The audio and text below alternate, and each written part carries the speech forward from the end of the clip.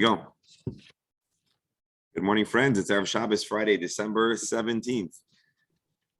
A few days left to 2021, and it is the 13th or 14th. Mark, help me out over here. It is the 13th of Tevis. Oh, Mark's not. 13th of Tevis. We're studying the entire Talmud, one page, one line at a time. Presently, Masechet Shabbos, chapter 10, Perek Asiri. And we are on Tzadik Dalid Amud Aleph, that's 94a. And we're now going to be our third day on the Mishnah. Yesterday we got cut a little short. Anyways, thank you to those that joined back, but we'll go back to where we left off yesterday. We are talking about a Mishnah that talks about the relationship between a primary and secondary item, like food and the vessel that holds it, or like a human being and a bed. And we introduced the fact that if the primary item, food or human, although it sounds kind of funny to compare the two, well, if one is patur for carrying them, well, then the packaging, the support is a separate, you're not chayiv for that. Support, it takes on the same status as that which is being carried by it. The first discussion was about food that we thought we finished. Yesterday, we started the second discussion, which is about humans, carrying humans. Are you allowed to carry you? And the Gemara introduced us that there's a general question about living creatures, not just humans, but animals as well. Is there a problem to carry them? And Rabbi Nassan makes the statement, Shachai noises atzmai, living creatures carry themselves. And so there is a deya, an opinion that says all living creatures can be carried. Our Gemara, however, states, Gemara clarifies that not everyone agrees with Rav Nassan, but Rava says everyone might be able to agree with human beings, because human beings certainly are very helpful when one tries to carry them. At the close of yesterday's Gemara, we took a peek at a Tosfos, and that's where I want to pick up.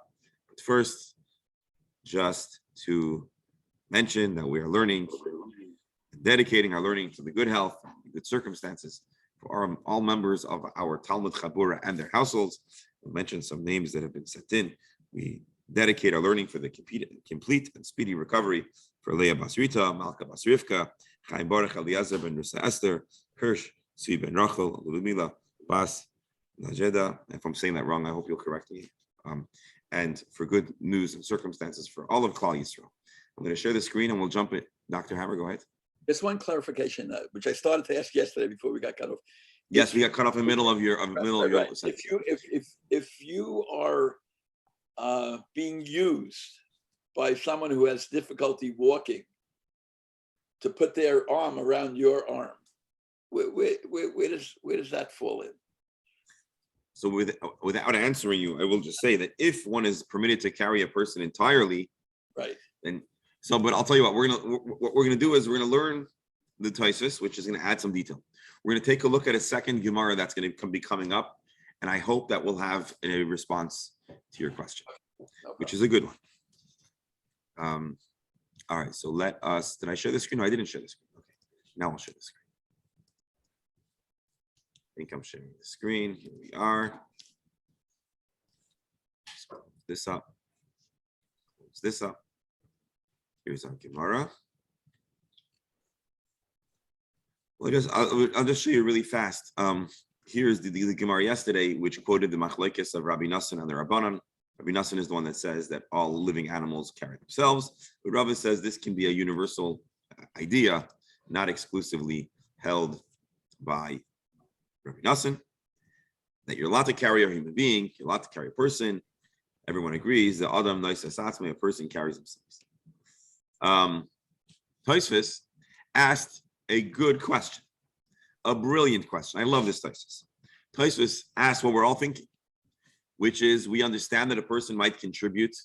They might not make it difficult to carry them if they are desirous of this transportation. The person wants to go and the person needs help and you help them. They're going to try to make your job as easy as possible.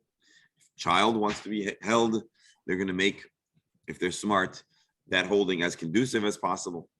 And so Tosfos says, I don't understand. Even a person that makes it as easy as possible to hold them, they're still heavier than carrying a light item. And thus far in the Gemara, there's been no talk about and there's been no opinion expressed, and there is indeed no such position taken in the Talmud, that something that's very light may be carried. As a matter of fact, weight really is inconsequential. The only thing that seems to be important is the value of the item being carried and the desire of the person to move it from point A to point B. And if it's chashuv to the person and he desires it and he wants to move it and he moves it, he's chayiv, whether it's a loaf of bread or a, how do you call it, weights or a heavy box.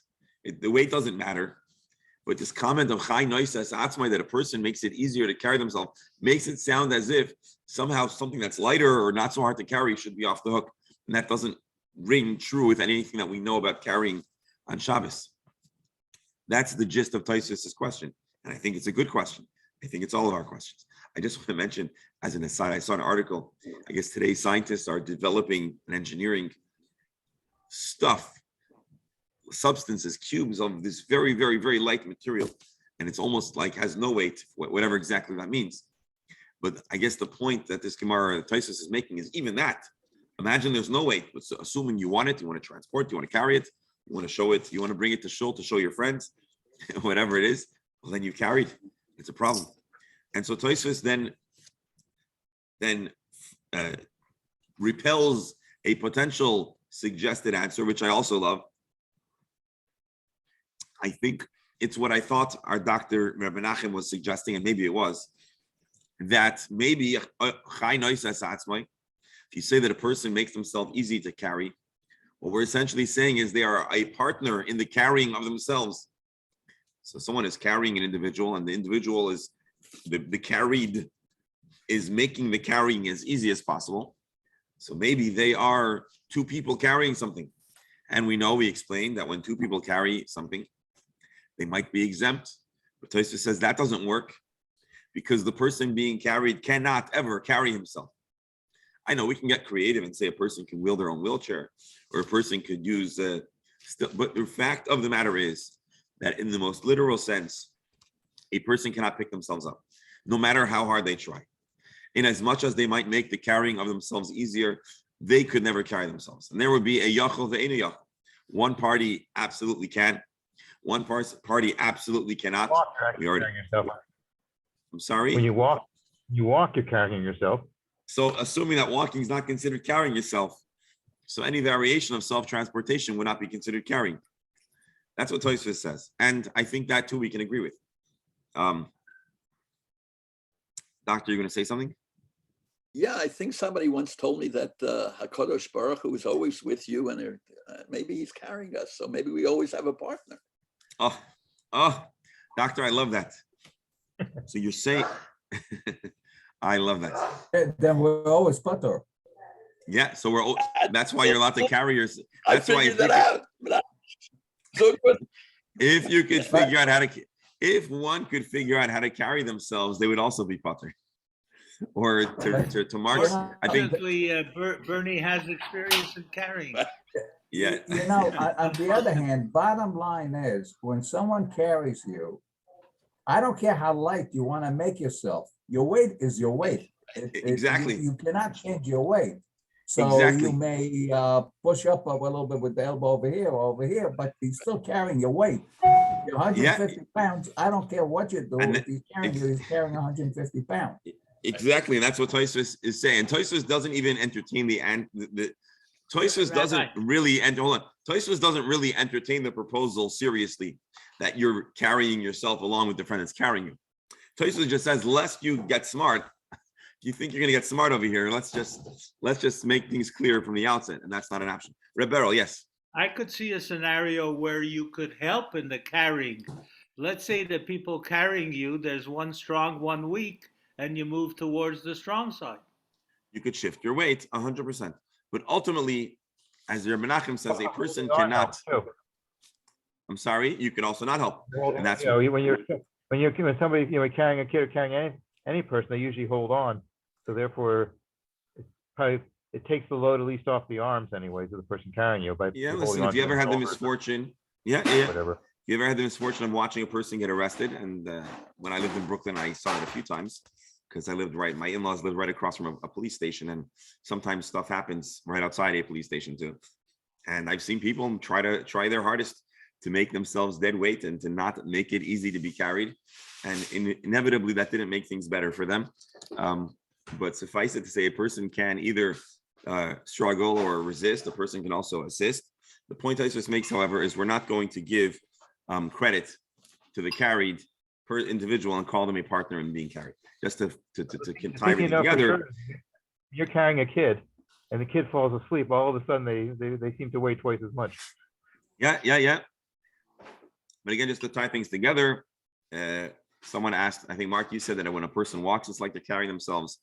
Yeah. And then the Dr. Hammer and we talked about how, so when a person walks themselves, they're not chayiv because Hashem carries you. That's a nice point. A rabbi should probably pay royalties. We'll figure out how to work that into a sermon. You could share the profit of that sermon. But anyways, but back to our Tosfos here for a moment. Tosfos comes back and gives us a radical and somewhat shocking answer. Tosfos says, you know what? You're right. Really, it's hard to rationalize why carrying a person should be permitted, because indeed you are carrying. And although maybe you're not making it harder, you're carrying something, and you're carrying serious weight. And presumably, if you carry someone, you want them to come along with you. You want them to be from point A to point B. And so Tosfos goes into a different dimension and says as follows. And this is where we kind of got cut off yesterday. Re says, here's the answer Tosfos presents. Demi Mishkan Gamrinan. We need to forget about our rationalizing and our attempt to understand the words. Let's go back to the source of the malacha. Why are the malachas as they are? Why is Haitzah a prohibition? It's inferred from the activities in the Mishkan. And in the Mishkan, he says, Lo hayu noisim davar chai. There was never such a thing as carrying a living being. Now, this is a fascinating Tosfos because, number one, it takes us out of we were trying to rationalize the first half of Tosfos, and he kind of shuts down the conversation. But the way he itemizes and specifies that nothing alive was carried brings us a very, I would say, somewhat out of left field, a very interesting insight. So let me just read a few more lines there, Beryl. Is that okay? And then I want to... The animals that ultimately contribute their hide for the walls and the curtains, the canopies of the Mishkan, they would walk. We weren't schlepping them around. So you'll say, you know what, but there's something called a chilazon. Chilazon was the creature that provided the pigment for the tcheles. And we might assume that a chilazon, which is kind of minuscule, and you have to get many of them, maybe you carry them, living beings. They were whatever had to be done to extract the pigment from the chilazon. And again, not to really weigh in on a big debate, but let's say we're talking about snails, which seems to be the prevailing understanding, although again, not unanimous. The prevailing understanding, let's say that it was a snake, a murex trunculus, is that how they call it in the whatever? And but the reality is that in order to extract the pigment, it has to be done immediately after they've been caught or removed from the sea, before they die. The fresher it is, the better it is for the pigmentation, so that its color is as bright and clear as possible. And so Tosfos asserts as follows: in the construction of the Mishkan, we never carried a living creature. Therefore, being that the malachas on Shabbos reflect the activity in the Mishkan, therefore, being that in the Mishkan you never carried a living being, therefore you're exempt, according to this part of the Gemara, from carrying a human being. Now, this Tosfos, which is very interesting, presents its own series of questions. One question, the most resounding question, I believe, is that throughout our Gemara, and we'll continue to talk about other malachas, and the other malachas, the parameters of where one is chayiv, are quite expensive, and they are not always entirely aligned with the specific circumstances of how it was done in the Mishkan. And so what's going on all of a sudden when it comes to carrying, where we say, oh, in carrying, you only carried inanimate objects or animals that were no longer living. But living beings, no, it sounds like a surprising stretch. Would you agree with my question? Beryl, I'm sorry, you wanted to. No, I had another question that I was curious about a long time, and the Tosfos just reminded me. Why do we use the word moitze for carrying when that's not the usual word? When I saw he used noise, it occurred to me again. Haitza'a, which is the common word for carrying, is really transportation. Taking something out of point A and bringing it to point B. That's the common reference for. Noisa describes a specific part of the transportation process, namely lifting or bearing, carrying it. And so when we're looking at the function of moving something from point A to point B, that's expressed in the word Haitza'a. Noisa is the act of bearing the weight, carrying the item. In our specific discussion, we are trying to understand if somehow, as the item is being held, the carrier is part of the process, and so we use the word noisa. It's a very good observation that we use different words to describe different parts of this same process. I would ask Rabbi Menachem, in modern Hebrew, we'd use the word moitzi anywhere. Yeah, motzi lechem min haaretz. I'm kidding. Yeah. You say you call an exit a But yitziyah. it is taking out. It's taking out, definitely. So yeah, an exit. Yitziyah is an exit. Let's say it's, yeah, you could use it. But again, it's an instance, I think, where different language, it's one of the challenges of going from one language to another, is some languages have many words to describe nuanced variations of the same idea. And then another language will use a single word to describe all of it. And so that's why people that have a second language or they're learning a new language, many times they'll use awkward expressions because it takes time to be attuned to the nuanced, different meanings. And so, Roberto, thank you for bringing our attention. That's indeed a good point. But just to underscore again, Haitza'a is the right word for the general malacha of moving something from Rishus HaYachid to Rishus HaRam or vice versa, because it describes the act of not just lifting it up or not just carrying it across your house, but bringing it from point A to point B. That's the malacha. I have a different question. Yes. Oh. Go ahead. If someone carries someone and one leg is on the floor, is that considered carrying? Is it considered pulling? If it's pulling his leg from behind him? So I'm going to add that into Dr. Hammer's question, which is beyond just carrying a person entirely. When does it go from carrying to schlepping to helping? And I'll give you the short answer. I believe it's the Gemara that I have open over here that we'll look in a minute, or maybe a Gemara I closed already, which talks about a parent helping a child along, but not fully bearing their weight. And so I believe that Gemara really addresses more completely this question of different degrees of carrying or supporting or assisting. But I Sorry think until we asked the question that was asked already. I was away for about 2 minutes, so maybe that question. No worries. Go ahead. Oh yeah, no. Yeah, No. question? The question that I asked already. No, don't worry. It was a good question. I was just combining it so that we'll make sure to remember it. And one of examples of this might be a woman helping a child to move by putting a child in a carriage, which is secondary to the child and hence is like a vessel and is not counted, but she's helping the child to move. Although we know that it's not permitted, and I wonder why. Indeed. So it's quite possible, as we'll uncover, that the need for a stroller is probably not biblical. It's based on a further rabbinic understanding. It's actually one of the, without giving it all away, and we have a lot to still develop until we get to that point. But it's always interesting when I had our Eruv conversation,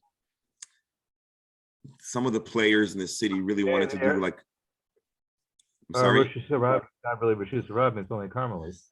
Yes. So when we were doing with the Eruv, and in general, I spoke to many Eruv people in the Eruv world, and one of the issues, and this is actually a legal issue, actually Dr. Hammer Yermachutin, who introduced me to Nat Lewin. So there's a problem, and it's actually advantageous for those that have a legal claim, where some people in the process of approving or disapproving an Eruv want to become experts in Eruv too, and they start doing research and they go to Wikipedia. And before long, after reading 1 or 2 Wikipedia articles, they'll start telling the religious applicant that in truth, you don't need an Eruv because I read on Wikipedia X, Y, and Z. And that's actually, in a way, more offensive from the respect that the American law has towards religion, where you're not entitled to start telling a person of a faith how to implement their faith. And it's possible that you could have multiple. And so sometimes that actually becomes advantageous, because when they try to start dictating to you the specifics of your faith, that's a greater breach of the separation of church and state than if they would just say no outright. But it does sometimes get awkward when we're communicating to the city about Eruv, for example, and we tell them that people with wheelchairs need an Eruv and people that have strollers need an Eruv. But in the truth, and that is the fact, but the truth of the matter is it's a whole lot more complicated. And if instead of talking about Eruv for the purposes of building it, it would be a shiur, there would be a lot more to discuss, and it wouldn't be as black and white as is necessary to present for the purposes of the application. And so it was something, as we were having the conversation, that was on my mind. And so suffice it to say, we do need an Eruv, but it's not all that simple. And it's not all that obvious, and it's not necessarily all biblical. And that's in addition to Mark's point, which is that a biblical Rosh Hashanah couldn't have an Eruv anyways.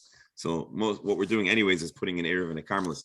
But the most dangerous people are the ones who try to read up. And the reality is that's true when I was dealing with a city, and it's also true in Eruv administration. I'm not an expert in Eruv, so I outsource to expert Eruv builders to build and inspect and to create the policy for our Eruv. But suffice it to say, there are some neighboring Eruv infrastructures that have Balabatim who have nominal insight about Eruv construction.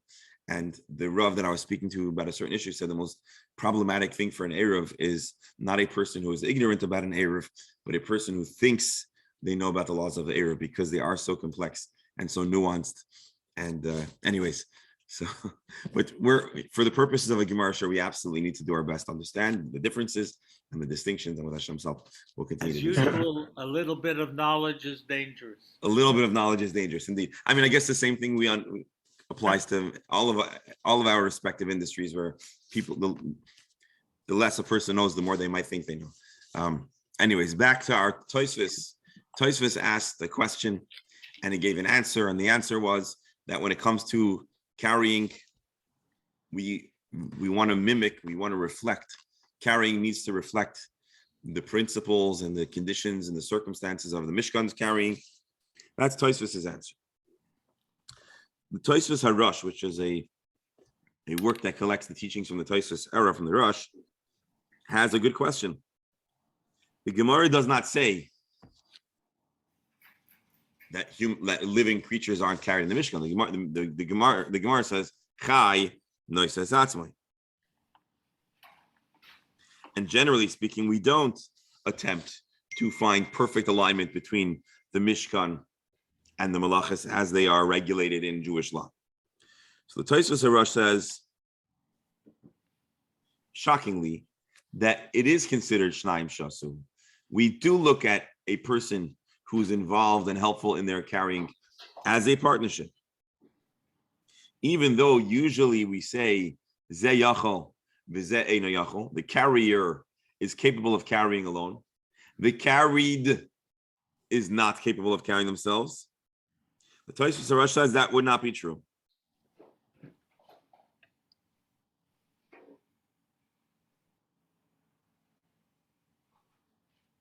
Because ultimately the carried, his involvement is necessary to make the carrying feasible. And so therefore the Tosfos HaRosh says that the Gemara is saying that actually it is a partnership. And we do consider him as a significant assist. Usually the secondary partner is entirely not needed. But here the carried does need to participate in their carrying, or they'll make it very difficult. that's the Taisus Rush. I just want to show you one more thing. I know we're spending a little more time than usual in the commentary and in the analysis, but I find this very, very interesting, and it's also an instance that we can kind of experience the lumdus or the thought process, and it's not so overwhelming that I think it's worth doing. The Pnei Yoshua, one of the renowned Achronim from Poland, Rabbi Yeshua Falk, one of the great Torah scholars in the 1700s. So he asks this question. I want to highlight it for you, and then we'll move on. Yesh litmoya question. By all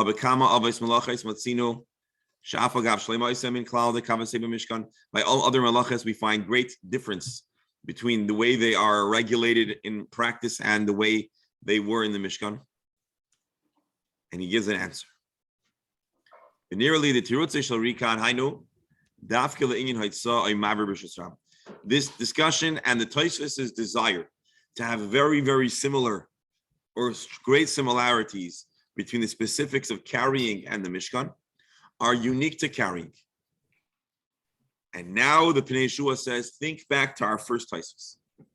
Think back to the very first Tosfos, or one of the first Tosfos in the whole Masechta. And actually, I'm going to open it up to make life easier for us. One of the very first comments that our Tosfos makes in the beginning of Masechet Shabbat is, what is unique about carrying? And Tosfos says, let's see if I can find it.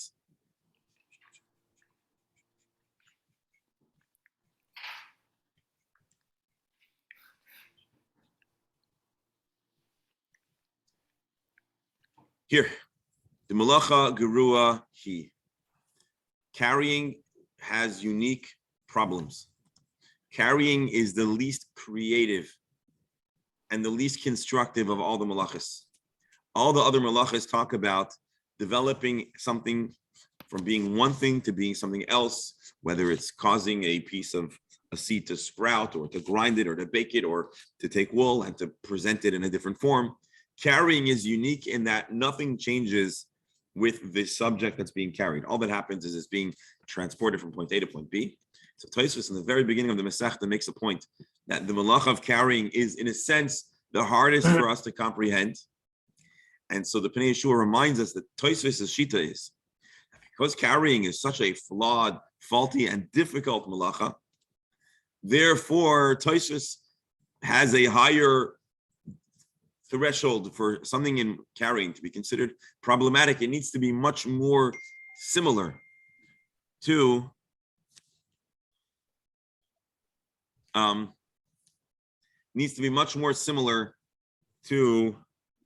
The original circumstances of the malach. So again, just to see his words inside. Kiv Haino Dafka Inyan Haitsa. This need for similarity between the two are exclusive to Haitsa. Kiv in the malacha grohi, it's a weak malacha. It's a harder to comprehend in its principles. So therefore, we insist that it should be entirely identical to the way it was in Mishkan. Anyways, and so that is Tosfos' answer. The Pnei Yeshua's explanation. Tosfos has a perspective on carrying that it's uniquely challenging to comprehend, and therefore Tosfos says for carrying a human being, it would have to be in the Mishkan. The absence of carrying a human being or living creatures, that is a reason to be exempt from carrying.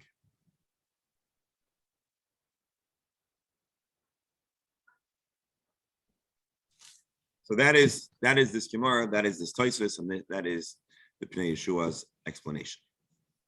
Ultimately, we could understand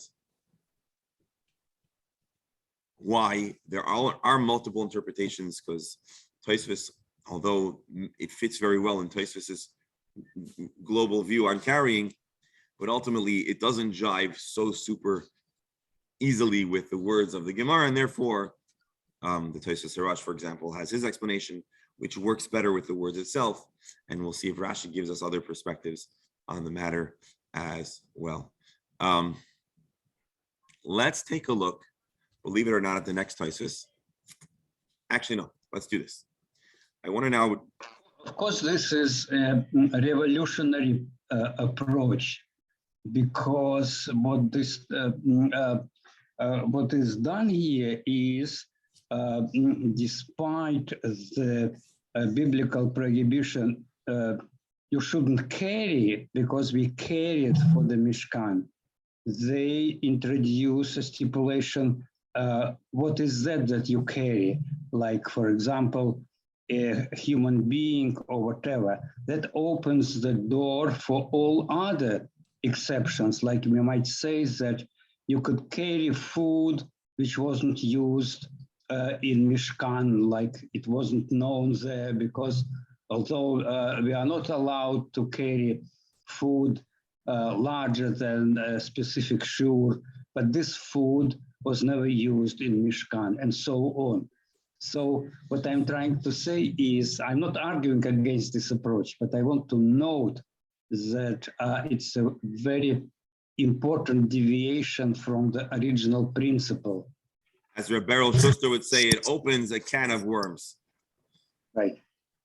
Because, in other words, Professor, just to clarify, what you're saying is that once you'll create an exception based on a distinction or a difference between carrying and the circumstances in the Mishkan, the question now becomes, where do we draw the line? Are there other scenarios where we might apply the very same principle?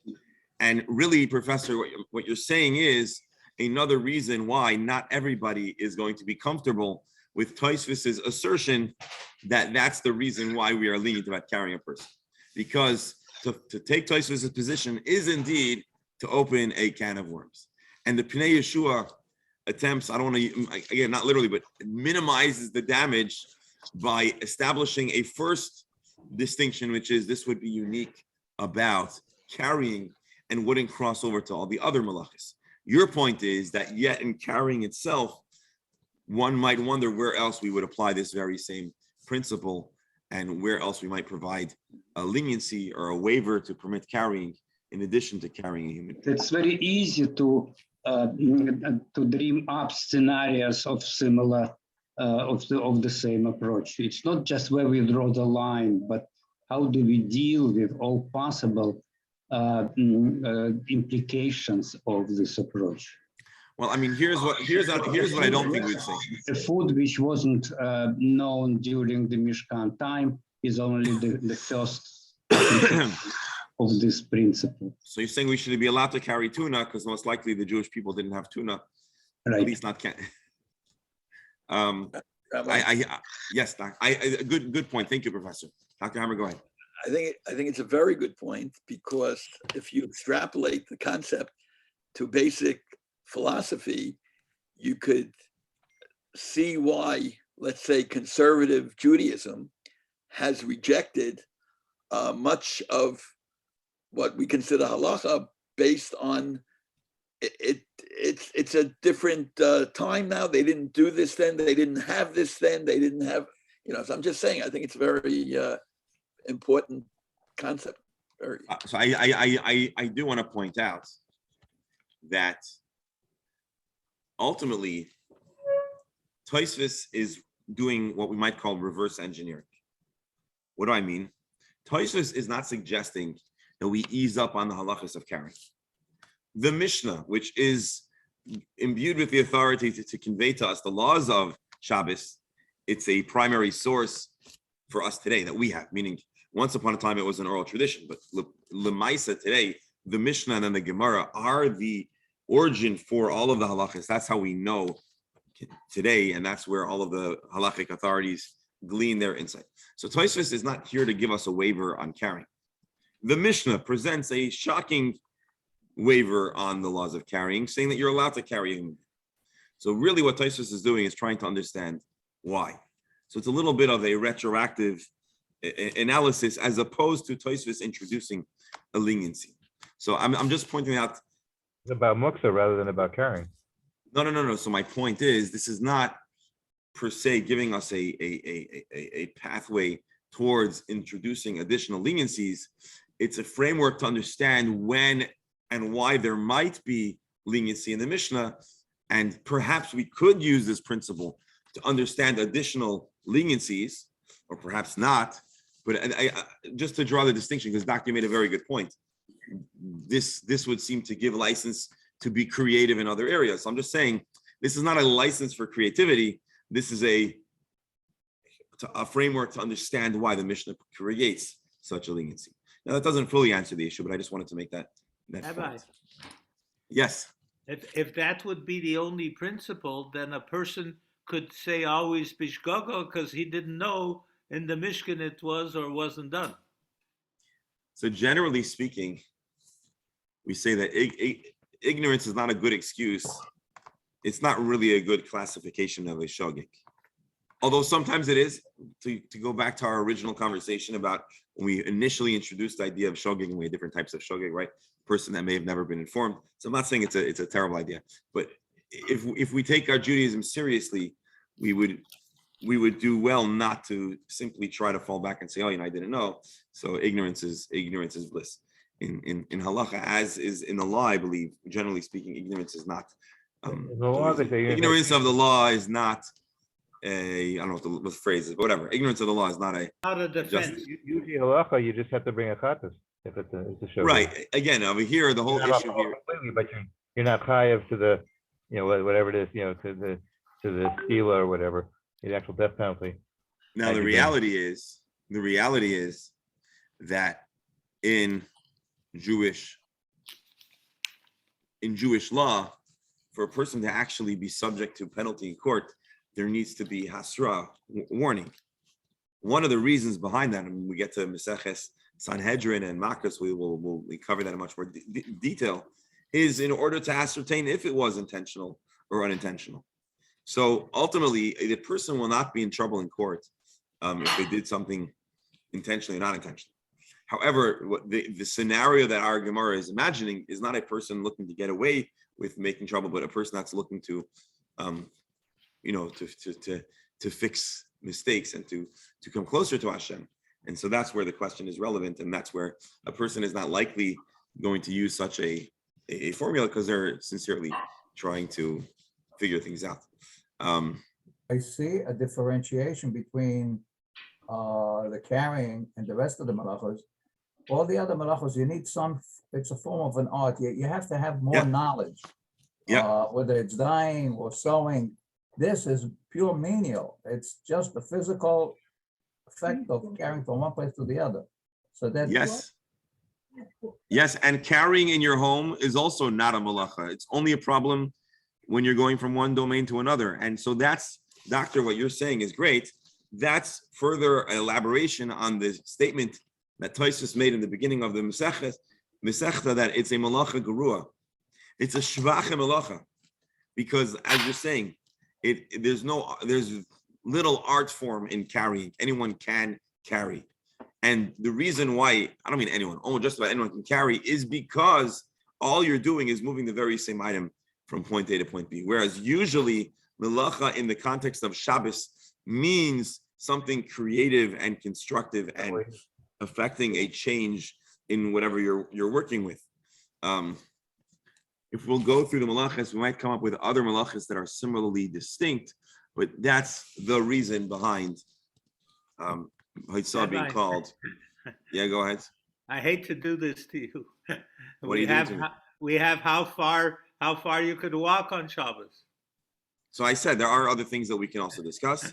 There's Tchum Shabbos, which is not necessarily considered a malacha. It's another Shabbos issue, but it's not exclusively malacha. The thing that I was thinking about was fire, actually, which is also less of an art form. But what it is it affects change. The thing that's exposed to fire is change. So that was what I was actually thinking about. And also we talked about kiboy putting out, which was in order to create the necessary amount of ash or whatever. And that too, it's not quite an art form and in the other senses, but there were specifics. But again, the main idea was that it changes something and makes it different, and it has some kind of constructive contribution, again, unlike carrying. Rebbe never feel like never feel that your good comments, which always are appreciated, never feel like you're doing something to me or to anyone. I think it just adds value to our discussion. So please don't stop. Let's do this really fast. I just want to show you another Mishnah which is relevant to our discussion. It's quoted in the next Taisus, and generally it's just good for us to know. Noitel Adam as Benai v'ha'evan biyadi. This is page 141 in the Talmud. So this is in a few more chapters. A person can carry their son while he holds a stone. V'kalkala, you can also carry a basket. V'evan b'tayich. Rashi says we're talking here about more about muksa than about carrying. But that's the Mishnah. The Gemara says, Amarava hoitzi tinoik chai. If you carried a child, a related idea, and there's a purse on his neck, chayiv mishum kis. So now a person is liable for carrying the purse. And Rashi right away points out the point that's interesting to us. You should be liable for carrying the child. Why do we just say that you're liable for carrying the item on the child's neck?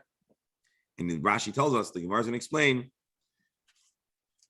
Mishum kisi miu chayiv, he's liable for the bag, for the whatever, the purse. But he's not liable for carrying the individual. God forbid, tinik meis, if the child is deceased, so then he's pater, as we'll see soon. The Gemara is going to say, if I'm not mistaken, that this is the opinion that we mentioned the other day that says that it has to be constructive. And Rabbi Shimon, I think it was the one who said that you're pater. But it doesn't it depend on what the ikar is? The ikar is the baby, not the kids. So correct. We take from that into a person carrying another person. We're not asking what the other person has in his pockets. It's a question of carrying the person. That's exactly this Gemara. That's exactly the question of this Gemara. So the Gemara says, again, this is not our Gemara. I'm just showing this because it's a companion Gemara. So the Gemara here says, shouldn't you be chayiv for carrying the child?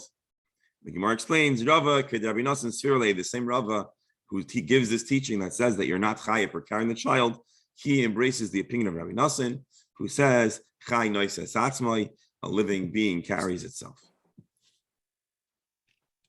And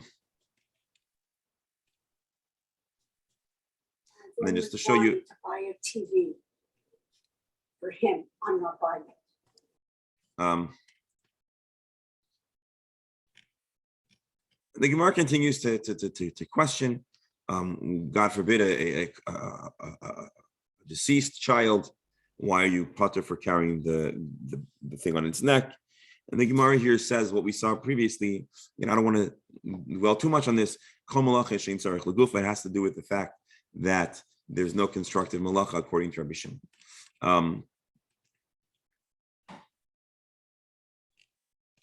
Here, the Gemara continues. We were taught in our Mishnah here that you can carry the child, but when the thing that the child is holding is permitted.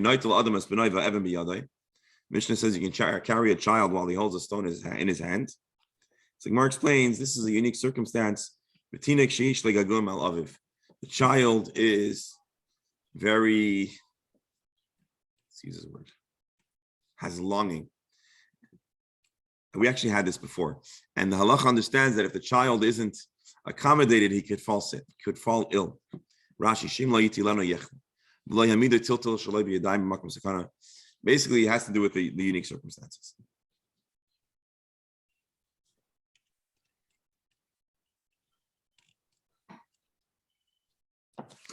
Anyway, so this is this Gemara. The Gemara adds the added wrinkle or the added fact that you're allowed to carry a child according to the essential laws of Shabbos. Rabbi. Yes.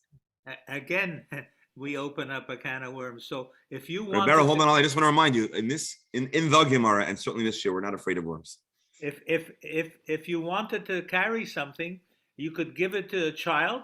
The child holds it, then you pick up the child. That's allowed. No, that's exactly what the Gemara just said. There's only a unique situation where the child is having a temper tantrum or whatever, and therefore you don't have the ability to reason with him and take away this stuff. But to use that as a heter, no, you shouldn't. That's what the Gemara seems to say. Now,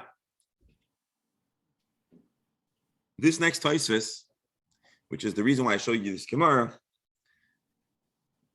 asks a more specific question, but I think it opens up the can of worms. And actually, now I realize the additional Gemara that I told Dr. Hammer and Reb Menachem that would address your question. I believe it's in the Gemara that I had previously closed. But let's see this Tosfos, and then maybe we'll take a fast peek in that Gemara, and we'll probably call it a day. Here, the Rava makes the assertion that everybody agrees that you're allowed to carry a human. The Gemara I just read for you, however, while using a similar explanation, seems to indicate that it's a minority, or at least a das yachid. There's only one opinion, right? Rava kirabi nasan sfirli.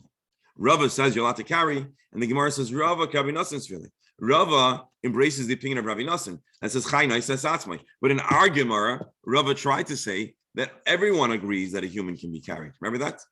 Amarava afilu temer rabbanan. This can be a universal position. So now let's see Tosfos. Tema de Reishna. We don't usually learn every Tosfos. Tosfos is known many times to refer to other segments in the Talmud. We don't always go through all of that, but being that this is an inter-Shabbos issue, I think we would do well to take a look at his question. So he says, Tema de Bereish Noitel, in the chapter that's called Noitel, in page 141, A, B, Mashma de Pligi Nami Be'adam. Over there, the debate is also about people, whereas in our Gemara, Rava, we want to say that it's a universal principle. To Kamar Gabi Tinek Rava Kabinasan Sirle. Armin Bishim bin Lazar, the Katan Kibehema, Dami, the Mishabrit Nafshe. So the answer, I'm sorry. This is Rashba? Hold on 1 second. Okay, I think this is my Amaratzis on display, but I believe this is one of the Bali HaTosfos who explains the Katan Kibehema Dami. The reason why the Gemara we just read, 141, there's a machlokes, is because a child is different than a regular human being, or I should say a katan. A baby is different than a regular human being. Am I taking a position on no? Why? Because the mishabrit nafshe, a baby, at a certain point also is not so helpful. They don't help in them being held. And so this Tosfos now wants to say the reason why our Gemara and that Gemara seem to be very different has to do with expanding our sense of when there is a heter to carry a child and when not. Because maybe a baby is more akin to an animal in a specific aspect, which is that it doesn't necessarily at a young age doesn't contribute to its carrying. But now we have another problem, because in the Gemara on 128b, Perek Mefanim, there's a brisa that says, Medadin behema chayav oif b'chatzir. You're allowed to move along, you're allowed to assist an animal in a courtyard, but not in a rishus harabim. V'ha'isha medada es b'nav rishus harabim. But a mother is allowed to support, to help along their child as they go about in a rishus harabim. Again, this is the Gemara that I said is related somewhat to our New Jersey doctors' comments about different degrees of helping along carrying someone. Rashi's interpretation is the behema b'rishus harabim loy. You're not allowed to help an animal out, again, not carrying, but like support and move along. Shema yagbiyanam in haaretz, because there's a concern that you'll pick up the animal. And the general halachic understanding is that you're not allowed to pick up animals, although Rabbi Nassan says you can. But this Gemara establishes that by a child, even if you'll pick them up outright, you're allowed to do so. Hold on. So if you're confused, I don't mean to confuse you here, but it seems like what this Tosfos is saying is as follows. You're allowed to carry a human. You're certainly allowed to assist to a lesser degree, because even if you pick them up entirely, it's not a problem. Now, Alan, maybe you're going to ask, so what's the deal? A child, Is there a distinction between a child that you can pick up, you can't pick up? And Tosfos, in the final lines that are in brackets, makes a very powerful point, which is maybe there's a difference between an adult and a young child who's beginning to walk and a baby. A baby, an infant, still isn't entirely in control of their person, and they can't even pick up their head, so they can't be helpful in the process of carrying them. So maybe a very, very young baby is a problem to carry, but maybe an older child, a child who's beginning to walk, a child that can support themselves, that we would consider that they help chai noises hatzmai. They're part of the carrying process. And so I believe that's ultimately from Tosfos what we'll understand over here, that the difference, the distinction between the different Gemaras here, the halacha of a tina, a katan. Yeah, that's the word. No, we use the word tinaik. So we'll say tinaik means an infant, and bina means a child that's beginning to walk.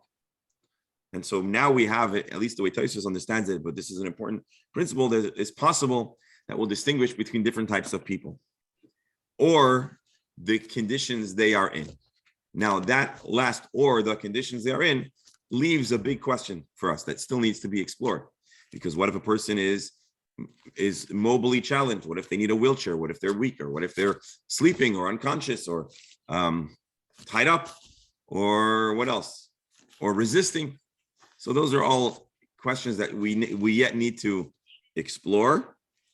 But Tosfos already, I think it was Tosfos, right, told us right away that from the outset of our discussion that a person that's bound and not a willing participant in their carrying most likely is not considered permissible carrying, which gets complicated because those who have dealt with, let's say a young child doesn't want to cooperate, but you need them to come home, or God forbid, a person that's in a mentally unwell state that needs to be brought to a safe and secure situation. So they are resisting transportation, although it is for their very best interest. And so there are many questions that are still out there, and this is yet a complex situation. But slowly here we're building up a picture of what we are talking about. Just to remind you really fast, Adam Chai Einai Masai, a living person is not a burden. But if they're tied up or ill, the Rambam says clearly to carry a human being that is unwell or not a participant in their, not a active participant in their transportation, for that one would be chayiv. A mother, and I imagine a father as well, is allowed to support a child as they walk along. Very interesting. So long as the Rambam adds some conditions based on the Gemara we only mentioned, so long as the mother is not carrying them but helping them along. And so Dr. Hammer, what I want to do maybe next time is take a look at the Gemara further. It's 128b, and we can see if there's a distance between absolute carrying and supporting, and what if you get somewhere in the middle? What does that look like? If you help a person, they hold your arm, or you hold them around the shoulder, or you carry them firefighter style. So we still have a lot of questions that we have yet to resolve. I think we're going to close here. So, but I just want to give a fast recap because I don't want to leave it all confused. Today, we basically spent our time really reviewing a single, very interesting issue, at least in my opinion, which is this assertion, chai noises atzmai, a living person carries themselves, and therefore you are exempt for carrying them. We asked, how could that be? A living person isn't carrying themselves as much as they're making it easy, and there's still a lot of weight. Tosfos gave his answer, which is that carrying has to be much more identical to the original malacha than other malachas. The Pnei Yeshua explained why, because carrying is a malacha grua. We saw the Tosfos Harash, who actually liked the Tosfos's rejected opinion, which is that usually a person that tags along but is not able to carry the item is considered unhelpful. But when it comes to carrying a person, they are entirely necessary and therefore very helpful. And then we started taking a look at the other sources which draw our attention to the fact that it's not entirely simple that you can always carry a person everywhere. There's the distinction possibly between a child and an adult, or a baby and an adult. And then just to take us out of our misery. I showed you the Rambam, who clearly makes a distinction between a healthy and active participant in carrying, or a person who is perhaps not conscious or not actively involved, or they're tied up. With Hashem's help, we will continue a little bit more into this discussion on Sunday. Thank you all for being here. I wish everyone a wonderful Shabbos. And again, praying for health, healthy, happy, good, nachas-filled weekend. This is Shabbos Parshas Vayechi. One more Shabbos little Chazak. twist. Go ahead. What do you do with a child holding his puppy? That's a good question. That's a good question. No, I have no answer for you. Ostensibly not, but let's resume on. According to Rabbi Nassan, I guess it would be permitted for sure. The shaila is halacha l'maisa. All right, have a wonderful Shabbos. Thank you all. Shalom Chumash. Have a great Shabbos. Please rejoin this very link in a moment to study today's Chumash. If the rabbi wasn't listening, Bernie, I'd wonder if we could find a mishaberach for an elevator somewhere. I think at this point we're probably looking at some kind of vengeful, punitive mishaberach for those that are. No, I'm kidding. God forbid. All right. Have a good Shabbos. You can't say, thank God you don't have to say Yalla B'Yova.